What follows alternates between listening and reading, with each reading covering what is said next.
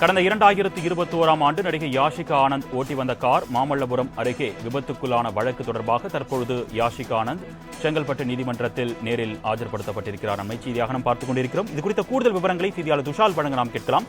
வணக்கம் துஷால், இந்த வழக்கு தொடர்பான கூடுதல் விவரங்கள். வணக்கம் அருணேஷ். நடிகை யாஷிகா ஆனந்தின் கார் விபத்து வழக்கு சம்பந்தமாக நடிகை யாஷிகா என்று செங்கல்பட்டு கோர்ட்டில் ஆஜரானார். அந்த காட்சி நம்மால் பார்க்க முடிகிறது. செங்கல்பட்டு மாவட்ட முதன்மை அமர்வு நீதிமன்றத்தில் நடைபெற்று வந்த நடிகை யாஷிகா ஆனந்த் கார் விபத்து வழக்கு செங்கல்பட்டு மாவட்ட மகிழா நீதிமன்றத்திற்கு மாற்றம் செய்யப்பட்டுள்ளது. கடந்த 2021ஆம் ஆண்டு ஜூலை மாதம் புதுச்சேரியிலிருந்து சென்னை நோக்கி தனது நண்பர்களுடன் நடிகை யாஷிகா ஆனந்த் ஓட்டி வந்த கார் மாமல்லபுரம் அருகே விபத்துக்குள்ளானது.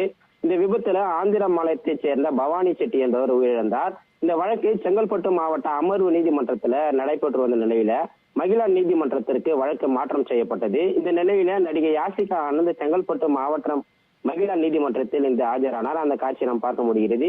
தற்போது வழக்கை விசாரித்த மகிழா நீதிமன்ற நீதிபதி அவர்கள் நடிகை யாஷிகா ஆனந்தை வரும் 3/5/2024 அன்று ஆஜராக உத்தரவிட்டார். அருணேஷ்,